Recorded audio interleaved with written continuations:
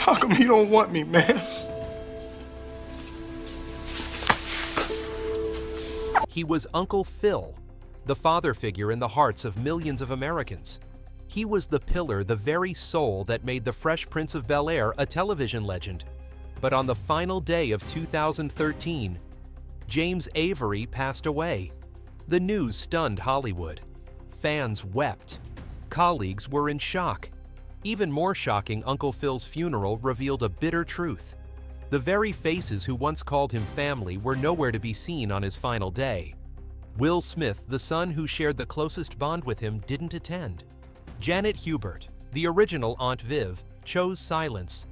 Could it be that behind those smiles on screen, silent rifts had always existed? That behind the spotlight, there were conflicts never spoken of? This wasn't just a funeral missing a few faces. It was a secret Hollywood never dared to admit. A place where friendship and betrayal had been buried for decades. Rewind the clock. Back to the very beginning of James Avery's story.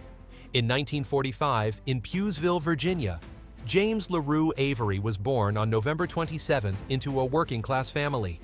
He grew up in Atlantic City, New Jersey, against the harsh backdrop of racial prejudice and deep social inequality.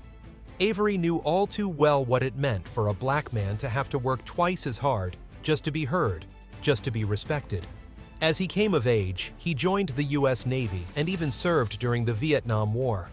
Those years in uniform didn't just give him discipline and resilience, they also revealed a burning desire within him. Instead of holding a gun, he wanted to hold a pen. He wanted to create.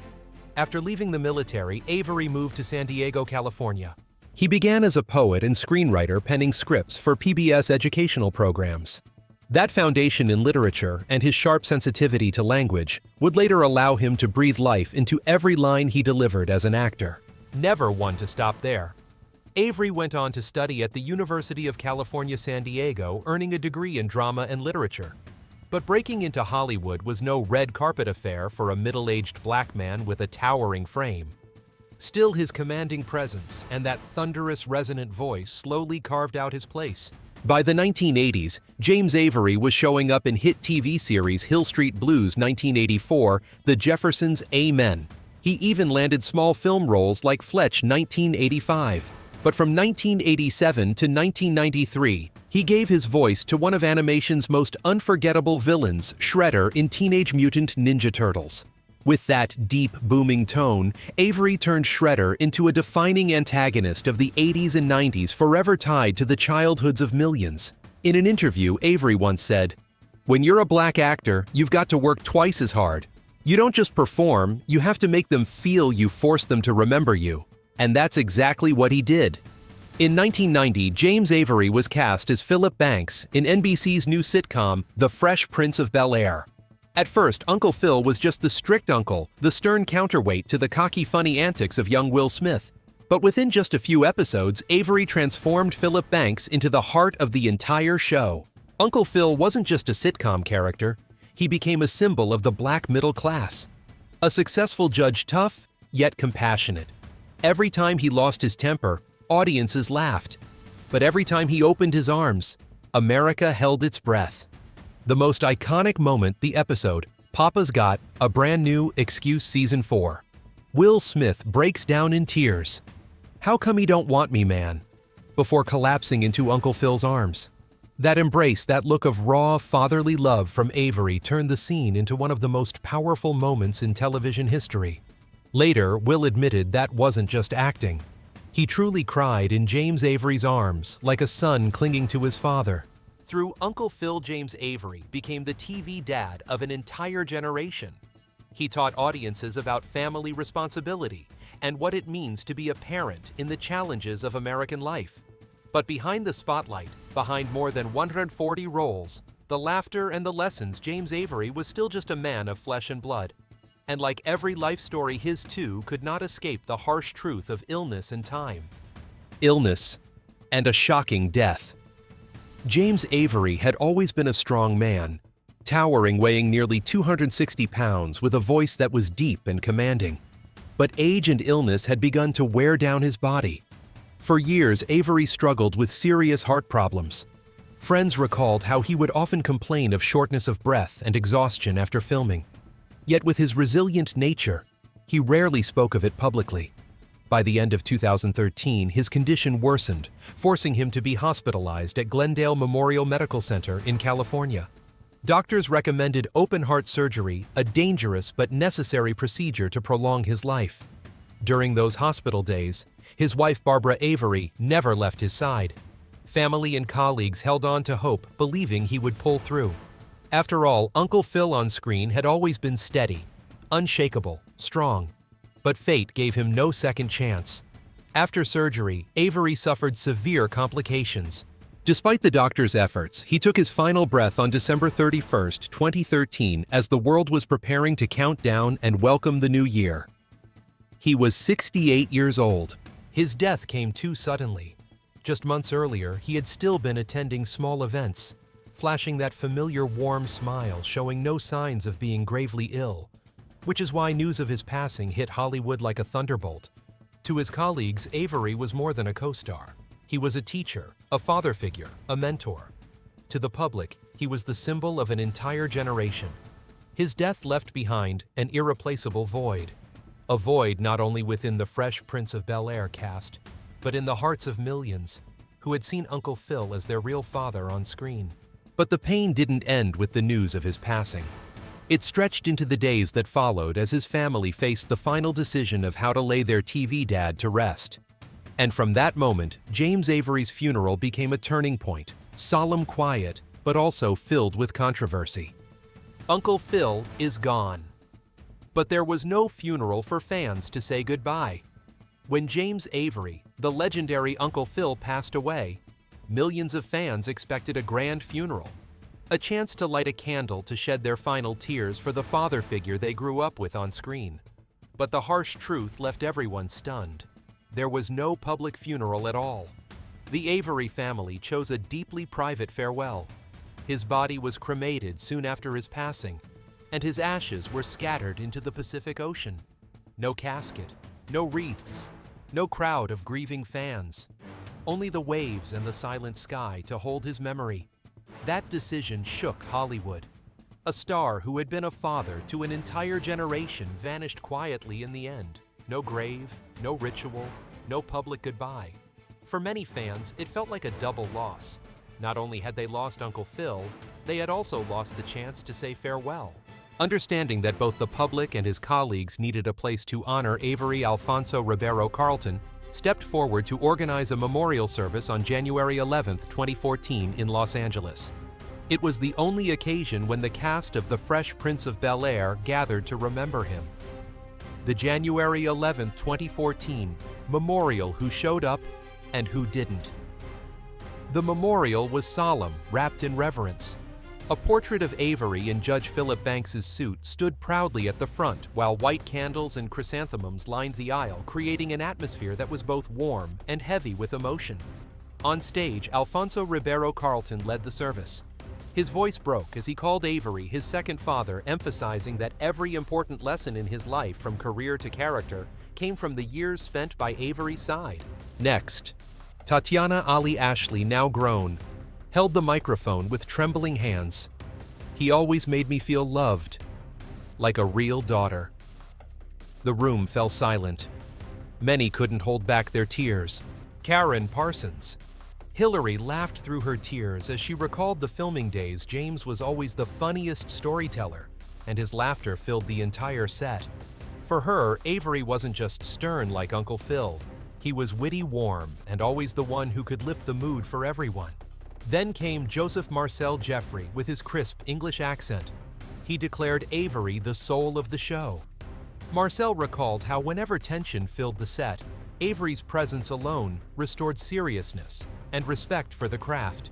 Finally, Daphne Maxwell Reid, Aunt Viv from season 4 onward, tearfully paid tribute, calling Avery the most wonderful colleague, the one who supported her through the immense pressure of stepping into the role after Janet Hubert's departure. That memorial carried both laughter and tears, overflowing with memories. Yet two key faces were missing. Will Smith, the son most closely tied to Uncle Phil, the very center of The Fresh Prince, was completely absent. And Janet Hubert, the original Aunt Viv, was also nowhere to be seen. She only released a brief written statement to the press. To the public, their absence felt like a final punctuation mark, proof that old wounds had never been healed, not even on the day of farewell. Other familiar faces, like DJ Jazzy Jeff Jazz or Ross Bagley Little Nicky, were not mentioned by the media. Were they there or not, no one could say for sure. That silence left even more unspoken gaps in the memorial. The 2014 memorial should have been a sacred reunion, but the absence of its central figures turned it into an incomplete picture. Fans wept not only for the loss of James Avery, but for a harsh realization. The Banks family they once believed in may have only existed on screen and never in real life. Will Smith. The shocking absence. The biggest shock of the January 11, 2014 memorial wasn't the tears shed on stage. It was an empty chair. The chair that should have belonged to Will Smith, the son closest to Uncle Phil, the very soul of the Fresh Prince of Bel-Air. The entire room froze when they realized Will wasn't there. The press put it bluntly. Will Smith was a no-show. Just 6 short words. But they cut like a knife into the hearts of millions of fans. They couldn't believe it. Everyone remembered that immortal moment on screen. Will breaking down in Uncle Phil's arms, sobbing as he cried out, "How come he don't want me, man?" A scene that brought the world to tears. But in real life, during the final goodbye, Will wasn't there to hold his TV father one last time. The news spread and outrage exploded. Fans screamed on social media Uncle Phil was there for Will. But when it was time for Will to be there for him, he disappeared. No schedule could ever be more important than the memorial. If Will chose not to attend, it means he turned his back on the Banks family. The fury only grew louder when just days later, paparazzi spotted Will Smith at a public event. For many fans, it felt like a slap in the face. People began to wonder, was the real reason truly about scheduling conflicts? Or were there deeper rifts Will didn't want to confront? Amid the storm, Will Smith posted just a single line on Facebook: "Every young man needs an Uncle Phil." A short, beautiful tribute. But it couldn't fill the void he left at the memorial. For many, those words felt more like a curtain drawn shut away of keeping silent rather than showing up in person. And so, a painful question echoed. If even Will Smith, the son the world believed in the most, wasn't there for Uncle Phil in the end, then when exactly had the Banks family fallen apart? If Will Smith's absence was a shock, Janet Hubert's silence was an old scar reopened, throbbing more painfully than ever. Janet Hubert's silence. And a scar that never healed. The 2014 memorial revealed a painful truth: the Banks family was never whole. The original Aunt Viv, who had been an icon of the show's earliest seasons, was nowhere to be found. Janet Hubert did not walk into the memorial hall. She didn't sit beside her former co-stars. She didn't share an embrace or shed a single tear in public. Instead, she released only a brief statement to the press. "I was shocked to hear the news. James was a wonderful actor to work with."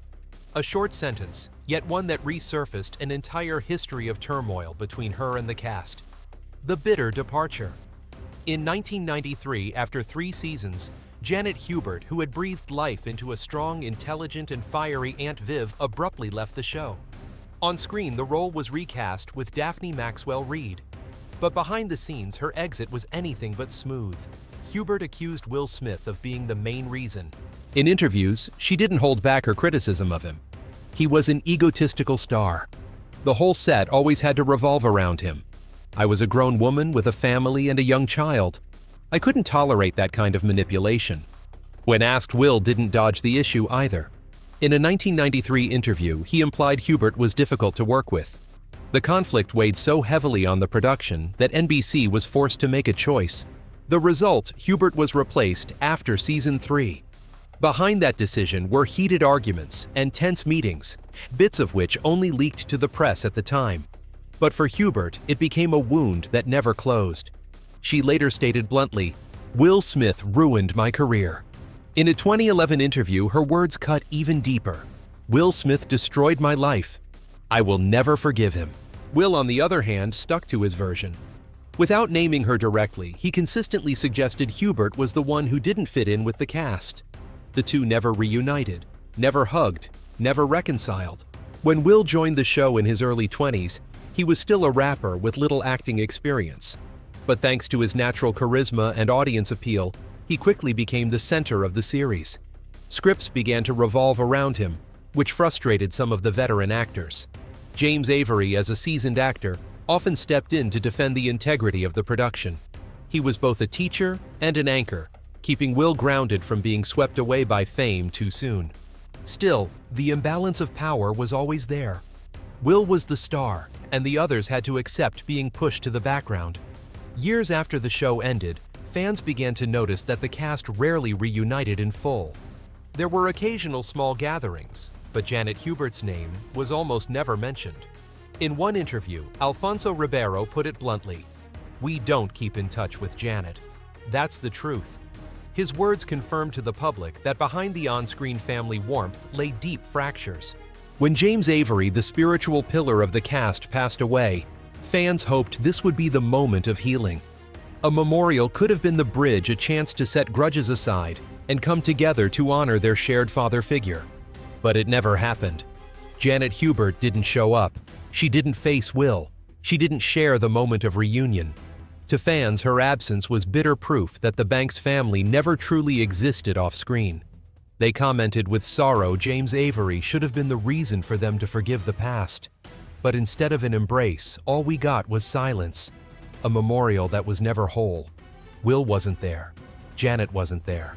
The so-called Fresh Prince family was just an illusion. That silence felt like another nail sealing the door shut, a door that had closed back in 1993. The 2014 memorial, which could have been a chance to heal instead, reopened old wounds and made them bleed all over again. The memorial was only the spark. The truth was, the Fresh Prince of Bel-Air had never been the perfect family. Behind the laughs and lessons the show hid, a backstage riddled with conflicts, tensions, and secrets buried for decades. Behind the laughs, the untold secrets of Fresh Prince Janet Hubert versus Alfonso Ribeiro, words that cut, even after 20 years. If the feud between Janet Hubert and Will Smith was the earthquake, then the verbal attacks between Hubert and Alfonso Ribeiro Carlton were the aftershocks exposing cracks in the Banks family that could no longer be hidden. In 2011, during an interview, Alfonso was asked if the cast still kept in touch with Janet Hubert. He didn't sugarcoat it. He didn't dodge. He flat out declared, "None of us keep in touch with Janet." That alone was enough to ignite a storm. A cold, blunt sentence that slammed shut the fragile door of reconciliation. It confirmed to the public that the original Aunt Viv had truly been cut off, erased from the collective memory of the cast. And Janet Hubert did not stay silent. She fired back with fury, aiming directly at Alfonso, a man she saw as nothing more than Will's sidekick. "I worked with him when he was 21 years old. He didn't know anything except following Will's lead." Her words weren't just rejection. They were a dagger aimed at the heart of the goofy, lovable Carlton in the audience's eyes. Hubert painted Alfonso as nothing more than Will's echo, a background laugh on set, and now an ally in keeping her out. Fans were stunned. The drama was no longer just between Will and Hubert. It spread across the cast, shattering the illusion of the Banks family as a picture of unity. But those sharp exchanges were only the surface. At the center of the Fresh Prince storm was Will Smith himself, the brightest star, the face of the show, and the one carrying a crushing weight few could imagine. Will Smith and the pressure of fame, the reluctant star. In 1990, Will Smith was just a 20-something rapper, inexperienced, walking into Hollywood with wide eyes and the innocence of a newcomer. He had never studied acting formally. He had never landed a professional role. And then, after just a few episodes, the Fresh Prince of Bel-Air exploded into a cultural phenomenon, turning Will into a national star almost overnight. But the spotlight didn't just bring fame. It came with crushing weight. Writers began shaping the scripts around Will, making him the absolute center of every storyline. Other characters, from Aunt Viv to Carlton, Ashley, and Hillary, were gradually pushed into the background. This imbalance fueled resentment within the cast. For seasoned actors like Janet Hubert, watching a rookie fresh off the block receive so much favor was hard to swallow. Tension on set often stretched like a wire ready to snap, and Will himself. He wasn't as carefree as people assumed. The pressure to shine left him so anxious that he memorized entire scripts, not just his own lines, but everyone else's too. In the very first episode, if you look closely, you can see his lips moving along with the other actors' lines. A tiny detail, but undeniable proof of his fear of being forgotten on stage. Will Smith did rise above it. From a novice rapper, he became a global superstar. But that victory didn't come peacefully. It came from a silent war, a struggle to prove himself, while watching the cracks within the Banks family grow deeper. And that pressure didn't just alienate cast members. It marked the beginning of a fracture that would never heal the disappearance of the original Aunt Viv Janet Hubert and the arrival of a second Aunt Viv. Aunt Viv, the second, an artistic fracture that never healed. When Janet Hubert left the show after season 3, the role of Aunt Viv was handed to Daphne Maxwell Reid. On the surface, it was just a change of actress. But in truth, it created an earthquake among fans. Janet Hubert had crafted Aunt Viv as a strong, intelligent, and proud black woman who stood as an equal to Uncle Phil, unafraid to argue fiercely and even go toe-to-toe with her husband to defend her views. She was a rare and sharp feminist figure in a 90s sitcom, one not easily replaced. Daphne Maxwell Reid's version was different. Her Aunt Viv was gentle, subdued, and almost secondary to the rest of the family. No more fiery debates with Uncle Phil. No more commanding presence that made audiences take notice. From then on, Aunt Viv became little more than a shadow in the Banks household. The shift sparked backlash. Loyal fans wrote letters to NBC complaining that the show had lost its feminist heartbeat. For years, forums and newspapers buzzed with debates comparing the two Aunt Vivs. To many, The Fresh Prince after season 3 was no longer the show they once loved. That change became an artistic fracture that never healed. It didn't just erase an iconic character, it left millions of viewers feeling betrayed. And above all, it cemented Janet Hubert's image as a victim, someone who lost her role, her chance, and her dignity in the public eye. But it wasn't just about art. Behind the scenes, Fresh Prince was clouded by bitter disputes over money. Rumors of money and contracts. Hollywood isn't fair. Janet Hubert has openly said her exit wasn't only about personal conflict, but also about being pressured into signing an unfair contract by NBC and the producers. In an interview, Hubert revealed bitterly, "I was locked into a contract. I couldn't take other jobs, and I couldn't support my family on that money." According to her, the salary she received never reflected the massive success of the show. While ratings soared and Will Smith rocketed into global stardom, Hubert was still struggling with restrictive terms and inadequate pay. Meanwhile, others, especially Will, benefited far more from the show's success. Rumors spread that Hubert had tried to renegotiate for fairer treatment. The result? The door slammed shut, and Aunt Viv was recast. For many fans, it was proof of injustice. Hubert wasn't just defeated in a personal feud. She was also a victim of a cold, unforgiving Hollywood system. NBC and the producers denied it, but the public wasn't convinced. On forums, many began calling Hubert the sacrifice that allowed Will Smith to shine. To them, this wasn't just personal drama, it was a textbook case of inequality in the entertainment industry. And while those wounds never healed, the divide within the cast became even more visible once the show ended. The Fresh Prince of Bel-Air wrapped in 1996 after 6 successful seasons. To audiences, the Banks family was inseparable. But the truth behind the scenes was very different. There were small reunions in 2005, 2009, and 2011. But Janet Hubert was never there. The cast still met, still posed for photos. But the original Aunt Viv was permanently excluded. In stark contrast to the drama, James Avery never got caught up in scandal. He lived a simple life built on loyalty and love, leaving behind a legacy not of controversy, but of character and care. James Avery, A Private Life.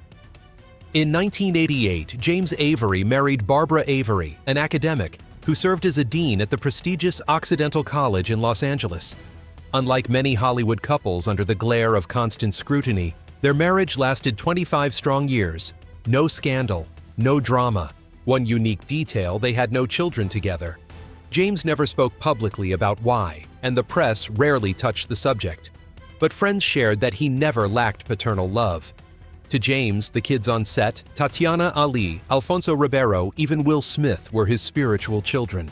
He mentored them, guided them, and loved them as if they were his own. While many Hollywood stars chased fame and glitter, James Avery chose quiet evenings with his wife, books, and poetry, living a private but deeply meaningful life. James Avery was never a blockbuster superstar, but he built an impressive career with more than 140 roles. By the time of his passing in 2013, his net worth was estimated at around $3 to $4 million. Not a figure to rival Will Smith or Hollywood giants, but a testament to a long, steady career of dedication. His entire estate went to his devoted wife, Barbara Avery. She also carried out his final wish.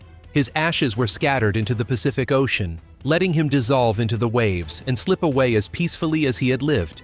A cultural legacy. James Avery. In the eyes of Hollywood and America, James Avery left behind wealth for his wife and ashes for the sea. But his greatest legacy wasn't measured in millions. It was in values, love, kindness, integrity, and the timeless lessons he gave the world. On screen, he was the nation's father. In real life, he was the spiritual father of a generation. Stern, yet tender. And in that unforgettable moment, "How come he don't want me, man?" he turned a sitcom into a heartbreaking lesson on fatherhood that brought the world to tears. To Hollywood, James Avery was a symbol of perseverance and integrity. No scandals. No noise. He proved that to become a legend, you don't need flash. You only need to live true to your art and your character. To American audiences, Avery was more than an actor. He was a pop culture icon, the father figure every child wished for, a representation that made Black families feel seen on television. His passing on the very last day of 2013 marked a painful end to a chapter of childhood memories for millions. James Avery had no biological children, but he left behind millions of spiritual children, fans, colleagues, and all who grew up with Uncle Phil. And that is the immortal legacy no one can ever take away.